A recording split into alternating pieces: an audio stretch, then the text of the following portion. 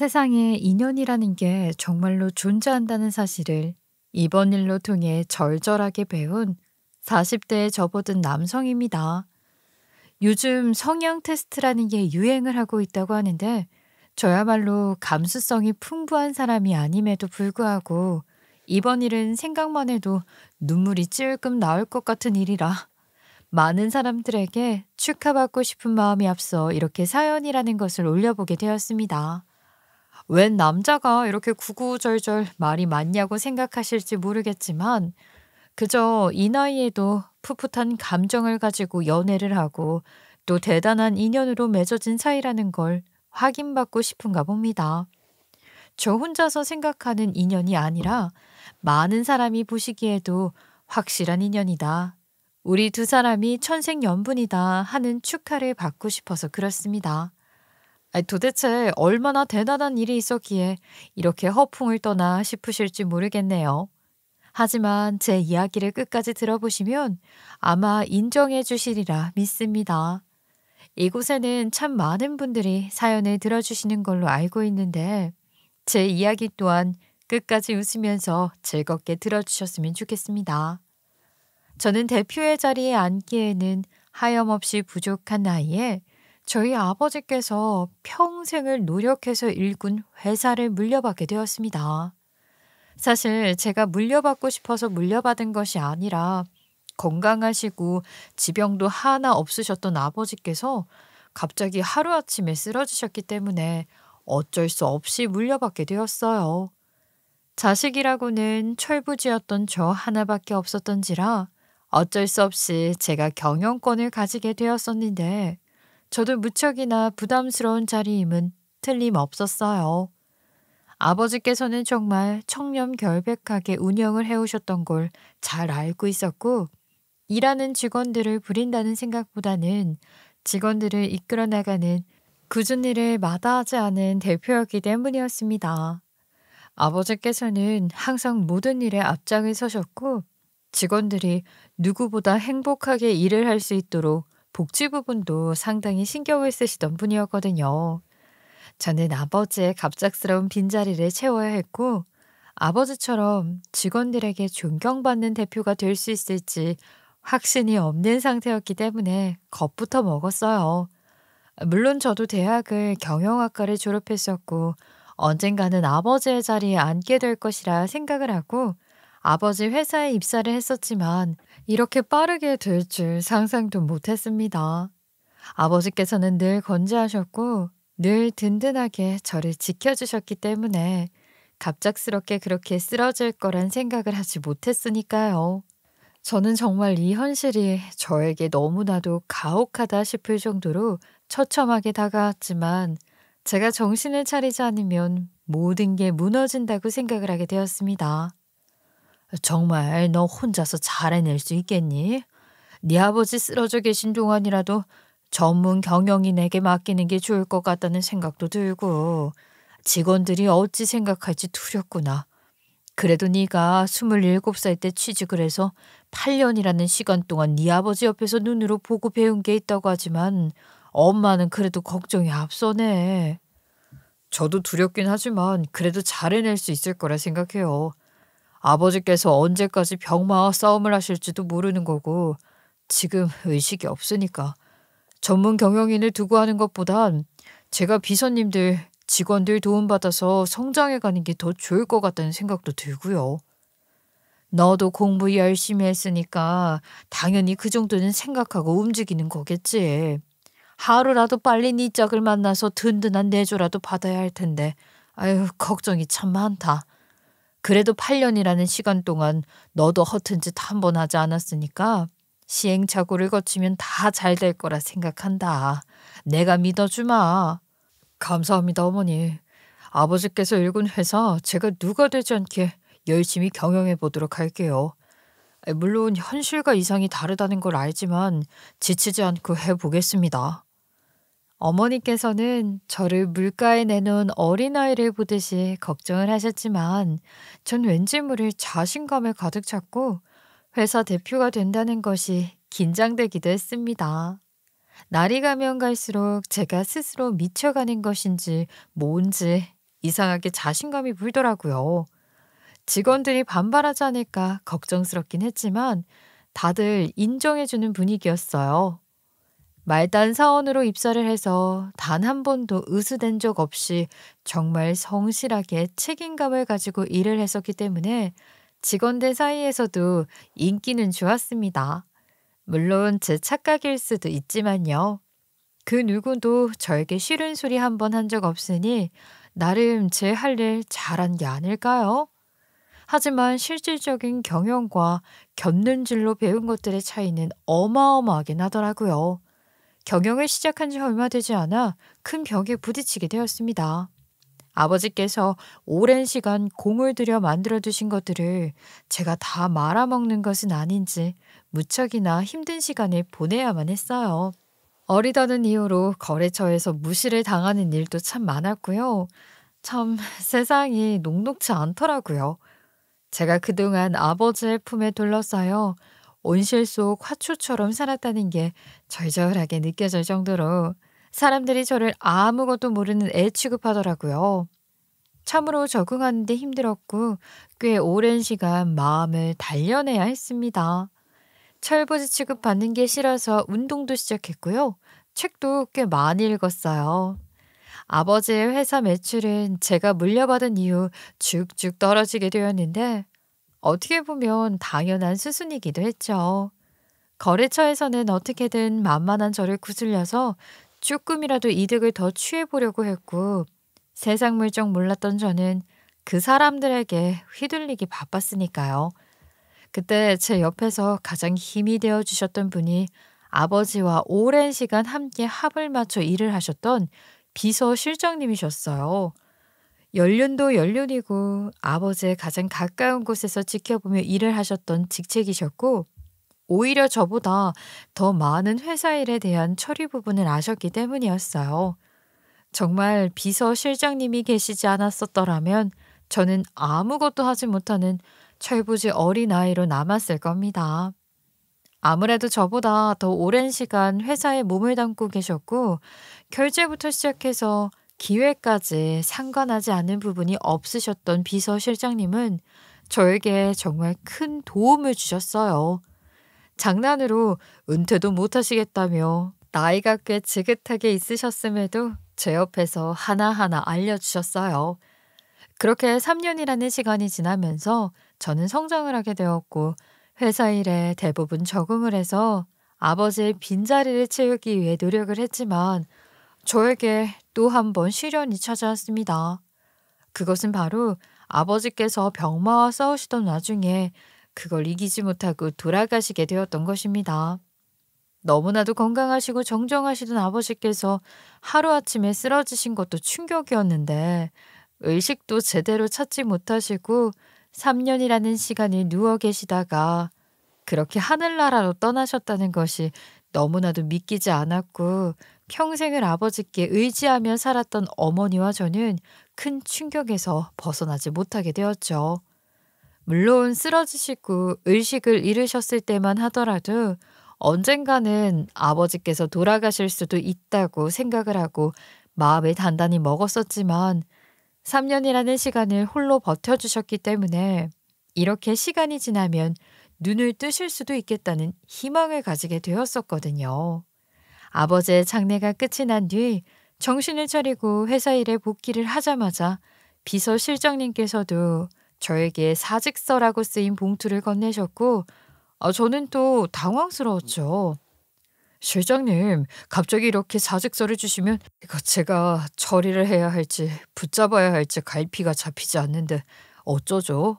저는 지금 비서실장님이 필요합니다. 이제는 어엿한 대표가 되신 지도 3년이라는 시간이 지났는데 제가 알려드려야 할 부분은 전부 알려드린 것 같습니다. 제가 선대 대표님을 따라 이 회사에 입사를 해서 일을 한 지도 30년이라는 시간이 지났는데 이제는 저도 좀 쉬면서 노후를 즐기고 싶은 마음뿐입니다. 제 나이가 벌써 50을 훌쩍 넘겼는데 언제까지 회사에 출근해서 일을 할 수 없지 않습니까? 저도 이제는 은퇴해서 쉬고 싶습니다. 조금만 저랑 같이 일을 더 해주시면 안 될까요? 이제 겨우 회사 일에 적응을 했는데 비서실장님 은퇴하시면 제가 뭘 어디서부터 어떻게 해야 할지 막막합니다. 아버지 옆에서만큼 오래 계셔달라는 게 아니라 적어도 제가 더 적응을 마칠 수 있을 때까지만 부탁드릴게요. 아이, 젊은 사장님이 오셨으니 당연히 비서들도 젊은 사람들로 교체가 되어야지요. 제가 언제까지 낡은 의견 내비치며 고집을 부릴 수 없는 거 아니겠습니까? 회사도 이제는 변화해야 할 시기입니다. 늙은이들은 뒤로 물러서고 젊은 사람들이 나서서 이끌어 나가야 합니다. 그러니 저도 이만 퇴직을 하겠습니다. 끝까지 말리고 싶었지만 저를 존중해 주시며 일을 그만두고 싶다고 이야기를 하시는 비서실장님을 붙잡을 만한 매력적인 것이 저에게는 없었습니다. 은퇴를 하고 싶다고 간곡하게 이야기를 하시는데 제가 어찌 거기다 대고 안 되는데요? 할 수 있겠습니까? 은퇴식까지 거창하게 해드렸죠. 저는 당장 일을 할 때 손을 맞춰줄 비서가 필요했기 때문에 새 비서를 뽑기로 결정을 내렸어요. 비서실장님이 일을 정말 잘하셨는데 아유, 아쉽긴 하다.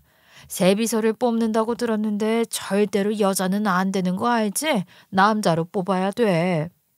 왜요? 요즘은 남자들보다 여자들이 운전도 더 잘하고 일머리도 좋고 여자 비서 뽑는 게 대세라고 하던데. 그리고 남자여만 하는 이유도 딱히 없잖아요. 그냥 엄마가 걱정돼서 그렇지. 하루 종일 붙어 있어야 하는데 지금 비서실장님도 봐라. 남자가 일머리가 얼마나 좋아. 평생을 네 아버지 옆에서 보좌하신 분이야. 새 비서를 뽑으면 그렇게 오래오래 일할 사람을 찾아야지. 여자 뽑았다가 냉큼 육아휴직 낸다, 결혼한다 하면 어쩌려고 그래 그거. 그럼 뭐 다른 사람 뽑으면 되죠. 아버지와 비서실장님처럼 손발 맞춰서 오래오래 일할 사람 찾는 게 쉽겠어요? 이런 사람 저런 사람 다 겪어보는 거죠. 아무튼 저랑 같이 일할 사람 뽑는 거니까 어머니께서는 참견하려고 하지 마세요. 무슨 말을 그렇게 서운하게 해. 여자를 옆에 둬봐야 좋을 게 없다는 소리 하고 싶어서 그런 거지. 엄마는 허영심 가득한 사람 싫어하는 거 알지? 그냥 애초에 말 나오지 않게 남자 뽑아서 열심히 일 가르쳐. 그게 좋은 거야. 어머니께서는 이상한 걱정을 하시며 저에게 남자 비서를 뽑으라고 강요를 했지만 저는 성별에 상관없이 제 일을 도와줄 비서를 뽑고 싶었습니다. 아버지의 회사는 엄청나게 큰 회사는 아니었지만 비서를 둘이나 두고 계셨었고 나름 직원도 30명이나 되는 회사였기 때문에 제 어깨가 참으로 무거웠습니다. 그 사람들의 생계가 제 손에 달렸다는 책임감을 늘 잊지 않으려고 애를 써야 했으니까요. 비서 면접을 보기 시작했고 그중에 제일 마음에 드는 사람은 30대 초반의 나이를 한 여성이었는데 이력서에 적혀있는 경력들이 꽤 탄탄하고 일머리가 무척이나 좋아 보였어요. 면접 내내 자기 의견을 똑부러지게 이야기를 하고 눈치도 꽤 빠른 것 같아 보였고요. 딱 제가 원하는 답변을 하는 여성분이셨죠. 어머니께서는 여자 비서를 두지 말라고 하셨지만 제 마음에 드는 사람이 여성인 것을 어떻게 하겠습니까? 자꾸만 눈길이 가더라고요. 거기다가 운동도 열심히 했는지 특기에 태권도, 검도, 합기도가 적혀 있는 사람은 처음 봐서 무척이나 놀랐었습니다. 보통 회사 이력서를 적을 때 특기란에 자격증 가진 것들을 쓰지 태권도, 검도, 합기도 같은 걸 쓰진 않잖아요? 정말 잘하는지 궁금해서 보여달라고 하고 싶었지만 단정하게 차려입고 비서 면접을 보러 온 사람에게 갑자기 발차기를 보여달라고 할 수는 없어서 조금 아쉬웠어요. 비서 면접을 보러 온 사람 중에 제일 성실해 보이기도 했고 마음에 들어서 채용을 하게 되었는데 여자 비서를 뽑았다는 이유로 어머니께서는 바로 잔소리를 하시더라고요. 아니, 내가 그렇게 남자를 뽑으라고 했더니만 결국 여자를 뽑았어. 여자들은 엄살도 심하고 귀찮은 일 어떻게든 피해가려고 할 텐데 말이야. 아이, 엄마, 그런 거 다 편견인 거 아시죠? 경력도 제일 좋았고 무엇보다 운동을 특기로 적어낸 게 마음에 들었어요. 말도 똑부러지게 잘하고 저랑 의견도 꽤 통일되는 부분도 있었고요.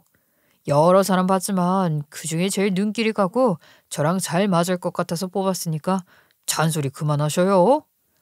엄마가 피와 살이 되는 이야기를 하는 건데 그걸 잔소리라고 치부해버리면 서운하지. 네 아버지가 오랜 시간 곁에 두고 일한 사람이 남자라는 걸 몰라서 그래. 네 아버지도 여비서 하나 없었겠니?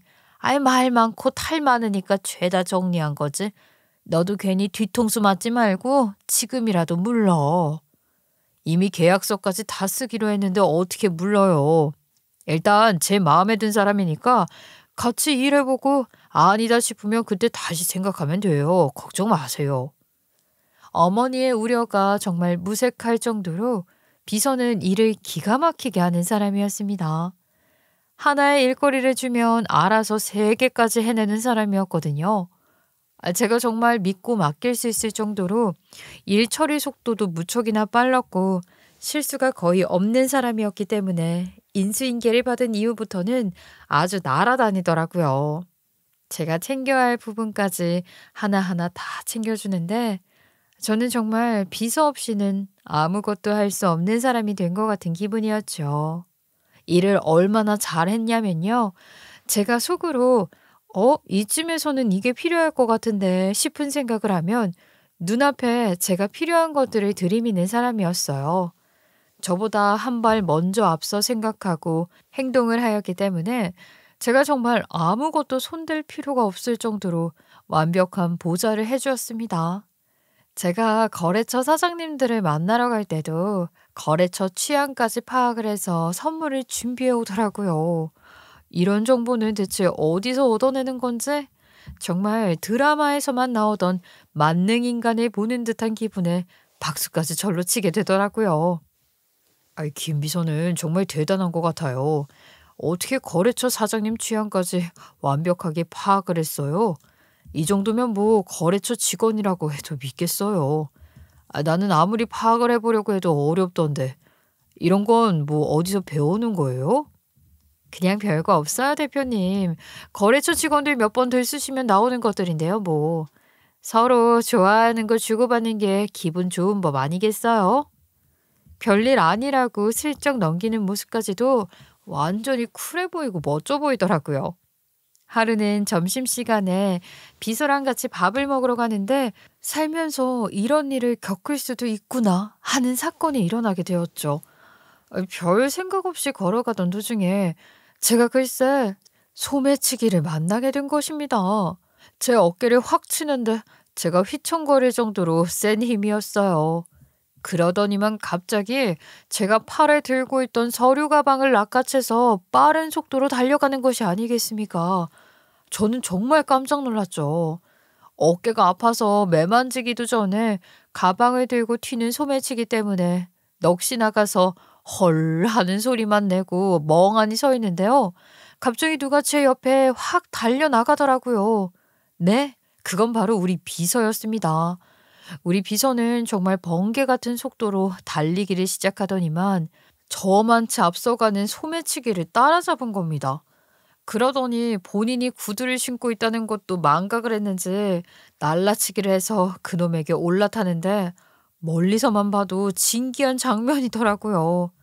저는 서둘러서 비서가 소매치기를 잡은 쪽으로 달려갔지요. 혹시라도 소매치기가 날카로운 물건이라도 들고 있으면 큰일이지 않겠습니까? 그래도 제가 남자니까 제압을 해야겠다 싶어서 막 달려갔는데 이미 비서가 소매치기를 제압하고 두 팔을 꽉 누르고 있더라고요. 주변에서도 구경이라도 난 듯 그 장면을 보고 다들 112에 신고를 하고 있었고 저는 비서를 도와 소매치기를 눌러버렸습니다. 경찰이 곧 도착을 했고 같이 경찰차에 타서 인계를 하고 제 가방도 찾고 진술서도 쓰고 경찰서 밖을 나오니까 이미 뭐 점심시간이 훌쩍 지나갔더라고요.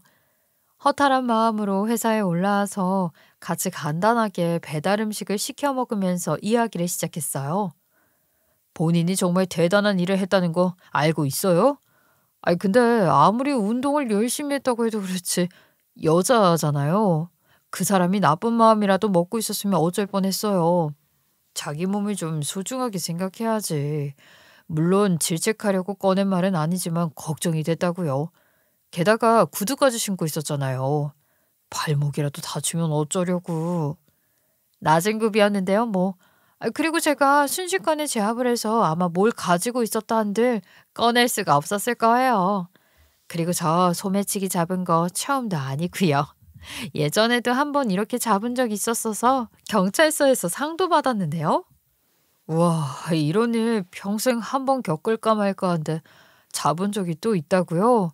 진짜 대단한 사람이다. 제가 정말 대단한 사람을 비서로 모시고 있네요. 아유, 너무 그렇게 띄워주시면 부끄럽고요. 그냥 남들이 피해 입었는데 모른 척 지나가면 안 된다고 부모님께 배웠을 뿐이에요. 저희 부모님도 남들 돕는 걸 좋아하셨거든요. 어릴 때부터 그런 모습만 보고 자라서 그런지 이런 일이 생기면 그냥 모른 척 지나갈 수가 없더라고요. 비서가 부끄러운지 발을 슬쩍 꼼지락거리면서 이야기를 하는데 슬쩍 내려다보니까 구두 굽이 망가졌는지 너덜너덜한 게 보이더라고요. 저도 그냥 넘어갈 수는 없었죠. 다음날 백화점에 찾아가서 착화감이 좋은 구두를 사서 비서에게 직접 건네주었어요. 원래 신발 선물하면 도망간다고들 하는데 착화감 좋은 구두로 골랐으니까 오래오래 같이 일합시다. 회사 출퇴근할 때 불편한 신발 신지 말고요. 그리고 혹시 알아요? 또 소매치기 만날지. 그러니까 앞으로는 제가 사준 구두 신고 일하시면 되겠습니다. 저에게 감사하다고 말을 하는 비서의 얼굴이 살짝 붉어지는 걸 봤는데 그게 또 그렇게 귀여워 보이더라고요. 회사에 있는 시간 내내 비서와 함께 움직이면서 일에 대한 회의도 하고 의견도 나누고 거기다가 지방 출장이니 외근이니 비서와 함께 계속 붙어 다니게 되었죠. 퇴근을 한 이후에도 일 때문에 가끔 연락을 하게 되고 급한 일이 터졌을 때는 주말에 만나서 같이 처리도 하고 하다 보니까 자연스럽게 눈길이 가더라고요. 비서의 얼굴만 봐도 기분이 좋구나, 나쁘구나, 바쁘구나 하는 걸 눈치를 챌 만큼 빤히 쳐다보게 되니까 저도 모르게 느낌이 딱 오더라고요. 이 사람이랑 함께 살면 행복하겠다. 적어도 싸울 일은 없겠구나 싶은 직감이라고 할까요? 어머니께서 걱정하셨던 것처럼 비서와 눈이라도 맞으면 큰일이라고. 물론 저도 이러려고 여자 비서를 뽑았던 것은 절대로 아니었습니다. 하지만 30대 남녀가 하루 종일 붙어 있으면서 일을 하는데 아예 어떻게 정분이 싹 트지 않을 수가 있겠어요. 하지만 어떻게 보면 당연한 수순이라 생각했습니다. 물론 그것도 제 착각이긴 했죠. 마음이 생긴 건 저뿐인 건지 비서는 저에게 은근히 보이지 않는 철벽을 치더라고요. 하루는 퇴근 후에 둘 다 지쳐서 저녁 먹으면서 술을 한잔 하게 되었는데 계속 사장님, 사장님하고 부르더라고요. 밖에서 밥 먹는데 사장님 소리 듣는 것도 조금 부담스럽고 술 기운도 살짝 올라와서 비서에게 은근슬쩍 말을 했습니다. 밖에서는 사장님, 사장님 하지 말고 저도 좀 부담스럽거든요. 그냥 오빠라고 한번 해보는 건 어때요? 아니면 이름을 부르던가. 사장님, 취하셨어요? 그럼 무서운 소리 하지 마시고 그냥 사장님 소리 듣는 거에 집중하세요. 한 번 사장님은 영원한 사장님이죠. 오빠는 무슨. 그러면서 저를 약간 경멸스러운 눈으로 바라보는데 민망함이 엄청나게 올라오더라고요. 술 기운의 한 말이긴 했지만 술이 되려 확 깨는 기분이었습니다. 저도 회사 일에 집중을 하고 살다 보니까 나이가 어느덧 40이 되었어요. 저희 어머니께서는 당연히 결혼을 하라고 난리를 치셨죠. 언제까지 회사 일에만 그렇게 집중을 하면서 지낼 거야. 우리 아들도 이제 나이가 많이 되었는데 장가도 가고 애도 낳고 해야지. 그러다가 평생 노총각으로 회사 일만 하면서 늙어 죽을 거야. 엄마가 원하는 건 그런 게 아니라는 거 잘 알고 있으면서 그래. 우리가 가족이 더 있기를 하니 하루라도 빨리 가정을 이뤄서 엄마 외롭지 않게 북적북적하게 만들어줘야 할 거 아니냐고. 저는 선봐서 결혼하고 싶은 마음 없다니까요. 그냥 자연스러운 만남 추구라는 말도 모르세요? 적당히 괜찮은 사람 생기면 결혼할 테니까 걱정하지 마세요. 세상에 적당히 괜찮은 사람이 어딨어. 당연히 선자리에 나가서 조건도 맞고 참하고 내조 잘하는 여자 만나서 결혼을 할 생각을 해야지. 네 아버지랑 나도 말이다. 선자리에서 만나서 첫눈에 반해 결혼까지 한 거야. 평생을 얼마나 행복하게 지냈니? 너도 그런 짝을 만나야지. 그런 짝을 선자리에서 만날 확률이 뭐 얼마나 되겠어요. 제 주변에서 찾는 게 훨씬 빠르죠. 그냥 선자리를 좀 그만 들이미세요. 나가서 돈만 쓰고 할 말도 없다니까요. 지난주에 만났던 그 아가씨는 네가 마음에 든다던데? 너는 왜 연락도 안 하고 그러니? 그 여자의 음대 나와서 집안도 빵빵하고 괜찮다고 하더라. 딱 봐도 명품으로 휘감고 나왔길래 집안은 괜찮겠다 싶긴 했는데 저는 그런 허영심 가득한 여자랑은 못 살아요. 반지도 알이 이따만한 거 끼고 왔던데 악기를 다룬다는 사람이 손톱도 길러서 이것저것 붙여놨던데요. 돈 주고 음대 들어간 게 틀림없지 뭐. 아유 그렇게 하나하나 따지면 어떻게 결혼을 하니? 아니 마음에 두고 있는 여자라도 있는 거야? 내가 엄선해서 골라오는 건데도 왜 다 퇴짜를 놓고 그래? 지금 당장 결혼하고 싶은 마음이 없다니까요. 그리고 죄다 내주는커녕 결혼하면 집은 어디로 할 거냐? 신혼여행은 최고급 휴양지로 가고 싶다고 하는데 무슨 돈이 썩어나서 그런 사람을 만나요.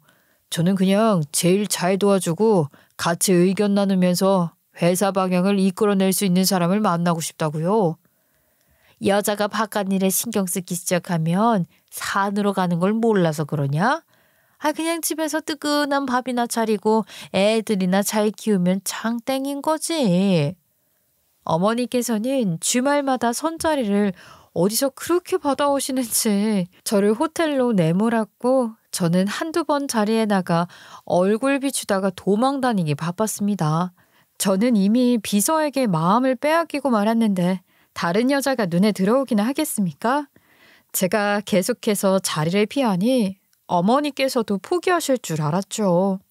하지만 저희 어머니에게 포기란 배추를 썰 때만 쓰는 말이었던 것입니다. 이제는 비서실에 전화를 해서 부탁을 하시더라고요. 주말에 선자리에 나가야 하는데 나갈 생각을 하지 않으니까 제발 일이라도 생긴 것처럼 불러내달라고 말입니다. 우리 비서가 그 이야기를 전해 듣고 저에게 조심스럽게 물어보더라고요. 사장님, 결혼하시게요? 진짜 선보러 나가시는 거예요? 사장님 어머니께서 계속 전화하셔서 주말에 선자리 좀 나가게 해달라고 하시는데. 왜? 내가 결혼한다고 생각하니까 막상 아쉽지? 내가 선자리 좀 안 불려나갈 수 있게 우리 연애할래? 저는 이때다 싶은 마음에 돌직구를 던졌는데 비서가 화들짝 놀라더니만 대답도 해주지 않고 자리를 피해버리더라고요. 대답을 계속 미루길래 저도 오기가 생겨버려서 며칠을 줄줄 쫓아다니면서 대답을 해달라고 보챘는데 계속 이 핑계 저 핑계를 대면서 피하는 겁니다. 그래서 선자리에 나가겠다고 진짜 결혼이라도 해야겠다고 선언을 하니까 그제서야 비서가 저랑 연애를 하겠다고 대답을 해주더라고요. 정말 얼마나 기뻤는지 그 자리에서 저도 모르게 점프를 뛰었다니까요. 너무나도 신나는 마음에 바로 집에 가서 알렸죠. 어머니, 저 연애합니다. 내가 그렇게 며칠 꼬셔도 안 넘어오던 비서가 내가 선보러 간다니까 그제서야 만나주겠다고 하는 거 있죠. 다 어머니 덕분입니다. 아니, 뭐가 어쩌고 어째? 내가 그렇게 비서를 남자로 뽑으라고 했건만 여자 비서를 뽑더니 결국에는 연애가 뭐? 예, 너 정말 미쳤니? 어디 만날 사람이 없어서 비서를 만난다는 거야. 아유, 쥐뿔도 가진 거 없는 인간 아니니. 세상에 잘난 인간이 얼마나 많은데 고작 비서를? 아이고 답답해라. 사업을 한다는 녀석이 그렇게 생각이 없어서야 되겠어? 비서랑 연애를 하는 거랑 사업이랑 무슨 상관이 있다고 그래요. 공과 사 딱 구별해서 회사에서는 일만, 연애는 그 이후에. 집안에 도움이 될 사람을 만나서 결혼을 해도 모자랄 판에 지금 하등 비서 따위랑 연애를 한다고 하니까 내 속이 터지지. 정말 미치겠다 내가. 그 이후에도 어머니께서는 저에게 집안에 도움이 될 사람을 만나라며 손자리를 들이미셨고 저는 절대로 손을 보지 않겠다고 맞대응을 했습니다. 연인이 있는 사람이 손자리에 나가면 그거 바람 아닌가요? 저는 어머니께서 저에게 하는 행동을 하나도 이해할 수가 없었죠. 아유, 언제는 결혼만 하라며 집안에 북적거리는 소리를 좀 내게 해달라던 어머니께서 저에게 왜 저런 짓을 하는지, 누구랑 연애를 하고 결혼을 하면 어떻다고요. 그 비서랑은 그냥 연애만 하고 즐기란 소리야. 결혼은 다른 빵빵한 집안 여식이랑 하면 되지. 그러니까 지금부터 결혼할 사람을 찾으라 이 말이야. 어머니, 그건 지금 만나는 사람에 대한 예의가 아니죠. 절대로 손자리에는 나가지 않을 겁니다. 제가 만나는 사람을 좀 존중해 주세요. 존중이고 나발이고 네 나이가 40인데 무슨 연애를 하겠다고 그래. 하루빨리 결혼을 해야지. 절대로 그 비서랑 결혼은 안 된다. 어머니께서 그럴수록 더 오기가 생기는 거 아시죠? 연애만 하지 않고 비서랑 결혼도 할 겁니다. 저만큼 저를 옆에서 지지해주는 사람도 없어요. 왜 없어? 찾아보면 널리고 널렸지? 세상에 남편 응원 안 하는 마누라가 어디 있니? 전 못 봤는데요. 그리고 어머니께서 들이미는 여자들이야말로 제가 회사 사장이니까 제 옆에서 콩고물 하나 얻어먹으려고 입 벌리는 사람들이겠죠. 처가가 재산이 있고 없고가 사업하는데 얼마나 중요한 부분인지 네가 아직 몰라서 이런 소리를 하는 거다. 나랑 네 아버지도 처음에는 집안 보고 만난 거야. 결국에는 두 분이 서로 사랑하셔서 결혼했으니까 이렇게 오래 붙어 사신 거겠죠. 제 짝은 제가 알아서 찾을 테니까 아유, 어머니께서는 그만 참견하세요. 아무리 돈이 있어야 세상 사는 게 편하다고 해도 저는 결혼만큼은 사랑하는 사람이랑 하고 싶다는 생각을 먼저 했습니다. 게다가 처음에는 결혼까지 생각을 해본 적이 없었는데 어머니께서 계속 반대를 하시니까 청개구리 같은 심정이 들어서 결혼까지 하고 싶어지더라고요. 저는 연애를 시작한 지 5개월도 되지 않아서 비서에게 결혼을 하자고 말을 했고 비서는 당연히 무슨 뚱딴지 같은 소리냐며 입을 떡 벌리더라고요. 내 나이가 40이고 당신 나이가 35인데 당연히 결혼까지 생각하고 만나야 하지 않겠어? 나도 사업을 하는 사람이라 안정적인 가정이 필요하긴 해. 내 주변 친구들 사이에는 이미 애가 둘이고 셋이고 하는데 결혼을 염두에 두고 나를 만나는 거 아니었어? 전 당연히 집에 결혼을 하겠다고 말을 했고 어머니께서는 그날부터 단식 투쟁을 하시겠다고 하시며 머리를 싸매고 누워버리셨습니다. 일부러 제가 퇴근하고 집에 돌아오면 방문을 열어두시고는 끙끙 앓는 소리를 내시는데 솔직한 심경으로는 그러거나 말거나였죠. 제가 출근해서 자리를 비운 동안 맛있는 거 드시고 오셨을 게 뻔했기 때문이었습니다.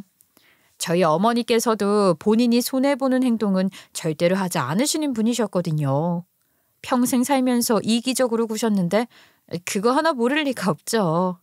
저를 쥐락펴락하고 싶으셨을 거라 생각하긴 했지만 단식 투쟁을 한다고 머리에 흰 천까지 싸매고 누우실 줄은 몰랐죠. 드라마를 너무 보신 탓이었을까요? 하루 종일 아이고 아이고 곡소리만 내시는데 저는 방문 닫고 제 할 일만 했습니다. 제가 꿈쩍도 하지 않고 어머니를 걱정하는 모습도 비치지 않자 단식 투쟁을 하겠다고 선언한 지 3일 만에 방문 열고 나오시더라고요. 단식 투쟁은 끝나셨어요? 근데 3일을 굶은 사람 치고 어머니 이 피부도 너무 매끈하고 살도 하나도 안 빠지셨는데요. 이것이 지금 네가 나를 놀려먹기라도 하겠다는 거야 뭐야? 아니 아들아, 제발 생각이라는 걸 좀 하고 살면 안 되겠니? 내가 무슨 대기업 자제를 만나라고 했니? 그저 집에 여유 좀 있고 참하고 내조 잘할 아가씨를 만나라고 한 게 그렇게 잘못이야? 아유, 어떻게 만나도 비서를 만날 생각을 해. 저한테 제일 큰 영감을 주고 도움을 주는 사람이 그 여자라고요. 내조가 뭐가 그렇게 중요한데요. 제일 잘 보좌해주는 사람이 제일 중요한 거 아닙니까? 그런 거는 전부 돈으로 메꿀 수 있는 부분 아니니. 아니 나중에 사업 자금에 구멍이라도 생기면 어떻게 할 건데 그걸 감당할 수 있는 집안의 여자를 만나라고 좀. 음악하고 미술하고 그런 여자들 만나서 집안이나 예쁘게 꾸미면서 살면 얼마나 좋냐 이거야. 그거 다 탈세 때문에 그런 거 아니에요? 그림 사는 척하면서 탈세하려고. 아예 어머니 속셈을 제가 모를 줄 알았죠. 어머 얘가 그냥 서로 좋은 게 좋은 거지. 아이 무슨 탈세니 뭐니. 아유 내가 말을 말자. 너랑 이야기를 하면 수술한 이 신장이 다 아파오는 기분이다. 어머니께서는 저랑 싸우다가 말문이 막히면 예전에 수술을 하셨던 신장 핑계를 대며 자리를 피하셨습니다. 제가 20대 중반이던 시절에 어머니 신장에 문제가 생겼었고 정말 운도 좋게 신장 이식 수술을 하시면서 목숨을 구할 수 있었거든요. 그 이후에 무리를 조금만 해도 신장에 무리가 갈까 싶어서 무척이나 조심하며 지내고 계셨었는데 저 때문에 피곤하다, 힘들다 하시니까 걱정은 되더라고요. 이러나 저러나 어머니 입장에서는 제가 불효를 저지르고 있는 것이나 다름없었기 때문에 죄송스러운 마음도 들었습니다. 하지만 비서와의 만남이 너무나도 즐겁고 행복했고 결혼까지 하고 싶다는 생각이 간절했기 때문에 저도 어쩔 도리가 없었죠. 제 인생인데 당연히 제가 하고 싶은 거 모두 누리고 만들어내고 하고 싶은 게 이치 아니겠습니까? 저는 저희 어머니를 설득하는 것보다 비서의 집안에 먼저 인사를 드리고 학답을 받는 것이 더 중요하다는 생각이 들어서 비서에게 말을 했습니다. 아무래도 우리 집보다는 당신 부모님께 먼저 인사를 드리는 것이 좋을 것 같아. 우리 어머니는 내 고집을 꺾을 수 없으시니 시간을 가지면 충분히 가능한 일이라고 생각해. 하지만 장인어른 장모님께서 반대를 하신다면 내가 어떻게 해야 할지 갈피가 잡히지 않아서 말이야. 아무튼 인사를 드리러 가자. 제가 사장님께 말씀을 드리지 않는 게 있는데 사실은 저희 부모님은 아주 예전에 돌아가셨어요. 고개를 푹 숙이고 조용하게 이야기를 하는데 순간 분위기가 확 가라앉더라고요. 부모님이 계시지 않는 게 죄는 아닌데 뭔가 불편한 이야기를 하듯이 하는 게 마음에 걸렸죠. 아무래도 저희 집에서 반대를 하고 있는데 부모님까지 계시지 않다고 하니까 더 위축이 된 것 같아 보였습니다. 아유, 그걸 왜 죄 지은 사람 마냥 이야기를 하고 그래.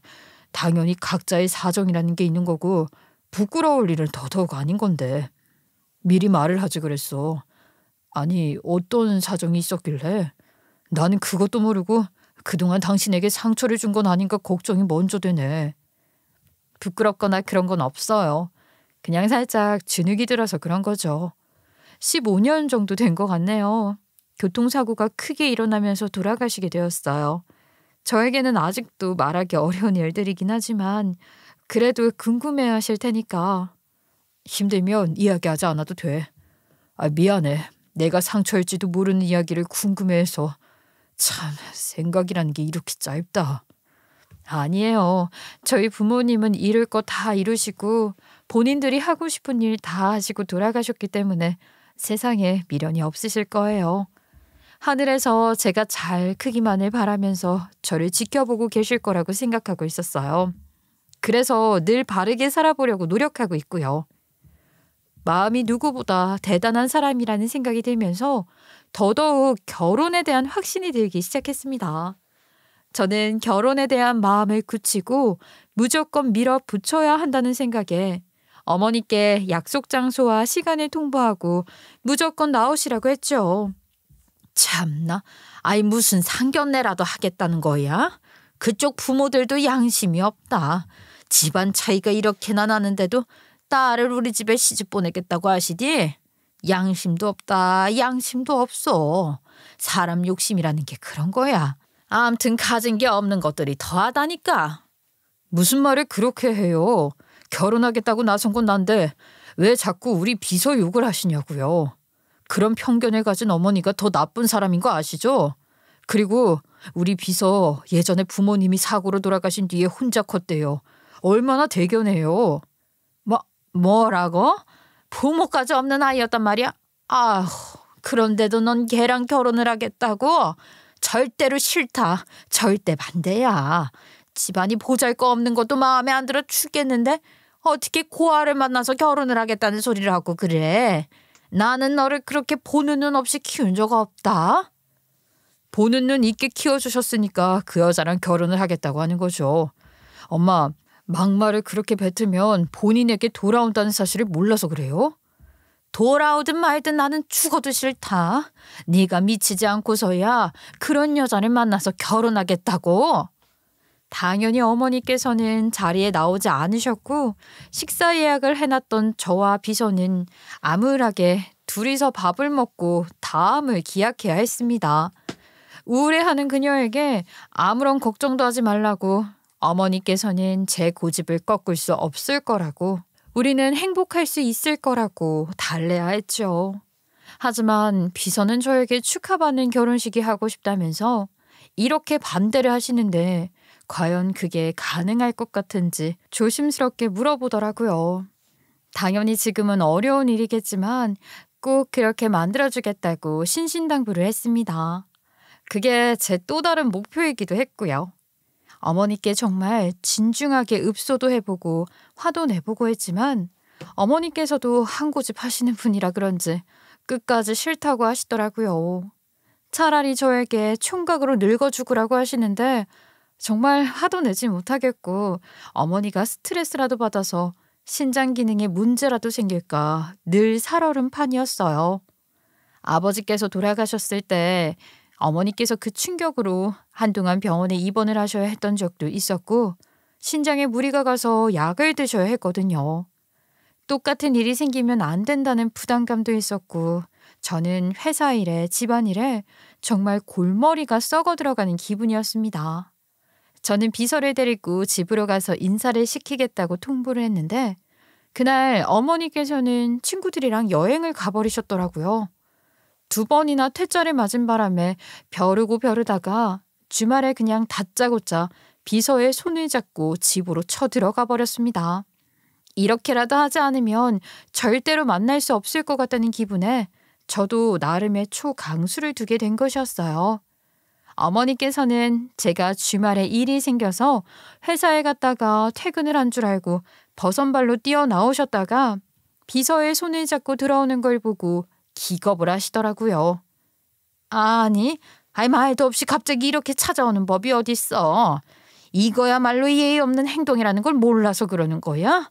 우리 아들이 이런 짓을 하자고 했으면 그쪽이 말렸어야지. 어머니께서는 바로 비서에게 질책이 섞인 말을 던졌는데 비서는 바로 어머니께 인사를 공손하게 안녕하셨냐고 드렸어요. 어머니께서는 비서의 얼굴을 똑바로 쳐다보시더니 이내 놀란 눈이 되어서 무언가에 홀린 듯이 비서에게 다가가 손을 덥석 잡으시더라고요. 저는 이게 무슨 일인가 싶어서 어리둥절한 얼굴로 어머니의 행동을 지켜보았죠. 아니, 아이고, 아가씨가 여기를 어떻게? 아니, 우리 아들이랑 만난다는 아가씨가 그 비서가 아가씨였어? 그러더니 어머니께서 갑자기 비서를 향해 큰 절을 올리시는 게 아니겠습니까? 저는 무슨 귀신이라도 들린 건가 싶어서 놀라 어머니를 바라보았어요. 당연히 비서도 당황스러운 눈을 하며 어머니께 왜 이러시는 거냐고 같이 주저앉아서는 어쩔 줄 몰라 하더라고요. 갑자기 큰 절을 한 것도 황당한데 눈물까지 찔끔 흘리시는 어머니를 보고 무슨 일이 있구나 싶더라고요. 아이고, 내가 주책 맞아. 상황 설명을 하나도 하지 않고 냅다 절부터 올리니 당황스럽지. 내 생명의 은인이야, 이 아가씨의 가족이. 네? 아니, 어머니 다짜고짜 그게 무슨 말씀이세요? 생명의 은인이라니요. 이 사람 부모님은 일찌감치 돌아가셨는데 가족이 어떻게 무슨... 내가 15년 전에 신장 이식 수술을 받은 게 전부 이 아가씨의 돌아가신 부모님 덕분이야. 아가씨 맞지? 15년 전에 교통사고로 돌아가신 분의 딸. 그러니까 우리 어머니께 신장을 기증하신 분이 교통사고로 돌아가신 분이었는데 그게 바로 비서의 부모님 중 한 분이라는 것이었습니다. 원래 장기 기증을 할 때 금품이 오갈 수 있기 때문에 공여자에 대한 정보는 절대로 비밀로 붙이는데 아주 우연히 이 모든 것을 알게 되신 거죠. 어머니께서는 그때부터 저희에게 신장 이식 수술을 하셨을 때의 상황을 설명해 주셨습니다. 그러니까 내 신장이 망가져서 이식 대기를 하고 있었는데 잃지 않은 기증자가 없었어. 그러던 와중에 응급실에 교통사고로 생사가 불분명한 환자 2명이 들어왔다고 하더라. 2분 다 장기 기증을 하겠다고 서약을 하신 분이었는데 대기 3순위였던 나와 일치하는 덕분에 내가 먼저 기증을 받게 되었어. 나이와 교통사고로 사망했다는 것 말고는 정보를 알 수 없는 상황이었는데 아주 기가 막힌 우연이 일어났단다.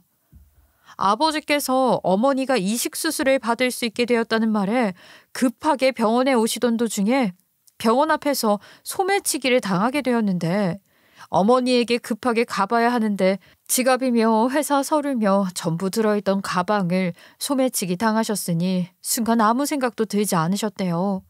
그 순간 어떤 여자애가 달려가 소매치기를 잡았고 아버지께 가방을 돌려드렸는데 살해를 하고 싶다고 말을 하자 엉엉 울면서 필요 없다고 했다는 겁니다.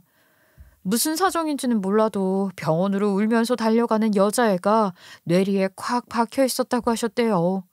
어머니께서 그렇게 이식 수술을 받게 되고 병원을 서성이던 아버지께서 까만 상복을 입은 그 여자애를 다시 보게 되었고 순간 알아보셨다고 하더라고요. 소매치기를 잡아주었던 그 여자아이라고 홀린 듯이 따라가 보니 부모가 전부 사고를 당했는지 한 장례식장에 모셔져 있었대요. 그런데 사망 시기도 엇비슷했고 장례식장 앞에서 부모 2분이 전부 장기 기증을 해서 생명을 살렸다고 이 병원에서 수술했다며? 하는 조문객들의 말도 들으셨다 하더라고요. 아버지께서는 직감적으로 이분들이 우리 어머니에게 신장을 주신 분들이구나 싶어서 부조를 엄청나게 하셨다고 하더라고요. 소매치기범을 잡아준 여자아이의 연락처를 알고 싶었지만 그 이후에 만날 수 있는 시간이 없어 연락처 한 번을 못 물어봤다고 하셨고요. 저는 그 당시에 20대 중반이었는데 미국에서 대학을 다니며 유학 중이었던 시절이라 어머니의 수술을 지켜볼 수가 없었어요. 수술 자체가 갑자기 잡히기도 했고 학업과 맞물려 쉽게 나을 수 있는 상황이 아니었기에 나중에 이야기로만 수술이 성공적으로 끝났다고 전해 들었죠. 그러니 저는 비서의 존재를 아예 모르고 있다가 우연히 이렇게 회사에서 만나게 된 것입니다. 정확하게는 알 수 없었지만 직감적으로 알게 되었다고 하더라. 그때 소매치기 범인을 잡아준 것도 그렇고 나에게 신장을 준 것도 그렇고 내가 이 은혜를 평생 갖고 살아야 한다 생각하며 살았는데 연락처도 모르고 나는 남편이 보여준 사진만 봐서 찾을 수가 없었어. 그 사진도 남편의 소매치기를 잡아준 덕에 경찰에서 표창 받을 때 찍었던 아주 작은 기사 사진뿐이었고 말이야. 아니, 어떻게 이런 우연이. 저는 아예 몰랐어요. 저희 부모님이 장기 기증을 하고 돌아가셨지만 어느 분이 받았는지는 알 길이 없었거든요. 병원에서도 아주 꽁꽁 숨기더라고. 우리가 아가씨 연락처를 알아내려고 표창을 주었던 경찰서에 또 연락을 했는데 아가씨가 살해를 받지 않겠다고 거절했다 하더라고. 연락처를 알려주지도 않고 얼굴을 잊지 않으려고 사진만 달달 외웠지. 근데 아가씨 그때랑 얼굴이 참 똑같네. 한 번에 알아봤어. 내내 비서의 손을 잡고 이야기를 하시는데 저한테 더 볼 것도 없다면서 당장 결혼식부터 올리라고 말을 바꾸시더라고요. 비서의 부모님께서는 장기 기증을 통해 많은 생명을 구하고 돌아가셨고 비서가 저에게 모든 걸 이루고 돌아가셨다고 한 말이 바로 그 소리였다는 걸 뒤늦게 깨달았죠. 아버지께서는 절대로 이 은혜에 보답을 해야 한다는 마음으로 내내 비서를 찾아다녔지만 사진만 가지고는 아무것도 할 수 없었다고 했어요. 심지어 경찰서에서 표창을 받았을 때도 이름을 밝히고 싶지 않다 하여 김모 씨라고만 나왔고 사진도 찍기 싫은 거 억지로 찍은 거라 하더라고요. 어떻게 보면 더 빠르게 2년이 닿을 수 있었는데 서로 시기가 엇갈리면서 만나지 못하게 되었던 것이었잖아요. 하지만 돌고 돌아 참으로 신기하게도 이렇게 다시 만나서 서로 사랑을 하고 평생을 함께하겠다는 마음을 먹게 된 것이었죠. 정말 인연이라는 게 존재하는 것 같지 않습니까? 그게 아니라면 어떻게 우리 두 사람이 회사에서 만나 서로에게 마음을 열고 결혼까지 생각할 수 있었겠습니까? 전 정말 하늘이 맺어준 인연이라는 생각을 지울 수가 없었습니다. 저희는 그렇게 어머니의 허락과 함께 많은 사람의 축복을 받으면서 결혼식을 올렸고 지금은 아직 풋풋한 신혼을 보내고 있어요. 어머니께서도 며느리가 된 우리 아내에게 극진히 대접을 해주시는 것은 물론이고 항상 은인이라 생각하시며 하나라도 더 챙겨주시려고 노력하십니다. 당연히 저희 와이프도 그런 어머니께 더 잘 보이려고 노력을 하고 있고 흔히들 있다는 고부간의 갈등도 전혀 없이 행복하게 살고 있습니다. 여전히 비서로서의 일도 완벽하게, 저의 와이프로서 며느리로서의 일도 완벽하게 해내는 안사람을 보면서 저도 늘 새롭게 다짐을 하며 삽니다. 앞으로는 자식도 낳고 검은 머리 팥불이 될 때까지 안사람만 생각하며 살 것입니다. 저희 부부의 행복한 미래를 위해 여러분들도 응원의 한마디 부탁드리고요. 저와 같은 경험을 하실 수도 있으니 항상 지나가는 인연도 소중히 여기시길 바라겠습니다. 제 이야기 들어주셔서 감사합니다.